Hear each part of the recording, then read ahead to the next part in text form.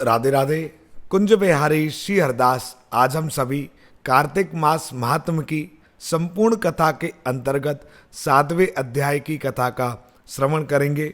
आप सब अपना ध्यान श्री बांके बिहारी जी महाराज के युगल श्री चरणों में केंद्रित करें और 7वें अध्याय की कथा का आनंद लें। नमः कुंज बिहारिण्यै, नमः कुंज बिहारिणे, स्वामी श्री हरिदासाय गुरुनाम गुरुवे नमः। राधा मेरी स्वामिनी, मैं राधे जू को दास, जन्म जन्म मोहे दीजियो श्री वृंदावन को वास। वृंदावन बानिक बनो, भ्रमर करें गुंजार, दुल्हन प्यारी राधिका, धूले नंद कुमार। श्री श्यामा श्याम युगल सरकार के श्री चरणों का आश्रय लेते हुए कार्तिक मास के 7वें अध्याय की कथा का हम श्रवण करते हैं। नारद जी कहते हैं, राजन, कार्तिक का व्रत करने वाले पुरुषों के लिए जो नियम बताए गए हैं उनका मैं संक्षेप में वर्णन करता हूँ, ध्यान देकर सुनो। अन्नदान देना, गौओं को ग्रास अर्पण करना, वैष्णव पुरुषों के साथ वार्तालाप करना तथा दूसरे के दीपक को जलाना या उकसाना, इन सब कार्यों से मनीषी पुरुष धर्म की प्राप्ति बतलाते हैं। बुद्धिमान पुरुष दूसरे के अन्न, दूसरे की शैया, दूसरे की निंदा और दूसरे की स्त्री का सदा ही परित्याग करते हैं तथा कार्तिक में तो इन्हें त्यागने की विशेष रूप से चेष्टा करें। उड़द, शहद, सौवीरक तथा राजमांस आदि अन्न कार्तिक का व्रत करने वाले मनुष्य को नहीं खाने चाहिए। दाल, तिल का तेल, भाव दूषित तथा शब्द दूषित अन्न का भी व्रती पुरुष परित्याग करें। कार्तिक का व्रत करने वाला पुरुष देवता, वेद, द्विज, गुरु, गौ, व्रती, राजा तथा महापुरुषों की निंदा कभी ना करे। गाय और भैंस के दूध को छोड़कर अन्य सभी पशुओं के दूध को मांस के समान वर्जित माना गया है। ब्राह्मणों के खरीदे हुए सभी प्रकार के रस, तांबे के पात्र में रखा हुआ गाय का दूध, दही और घी, घड़े का पानी और केवल अपने लिए बनाया हुआ भोजन, इन सबको विद्वान पुरुषों ने आमिष के तुल्य माना है। व्रती मनुष्यों को सदा ही ब्रह्मचर्य का पालन करना चाहिए, भूमि पर शयन करना चाहिए, पत्तल में भोजन करना चाहिए, दिन के चौथे पहर में एक बार अन्न ग्रहण करना चाहिए। कार्तिक का व्रत करने वाला मानव प्याज, लहसुन, हींग, छत्रा, गाजर, नालिक, मूली और साग खाना छोड़ दे।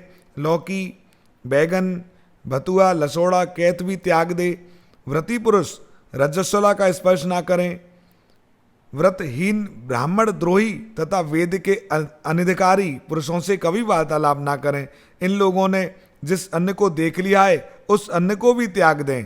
कौओं का झूठा किया हुआ, सूतक युक्त घर का बना हुआ या 2 बार पकाया हुआ, जला हुआ अन्न भी वैष्णव व्रत का पालन करने वाले पुरुषों के लिए खाने योग्य नहीं है।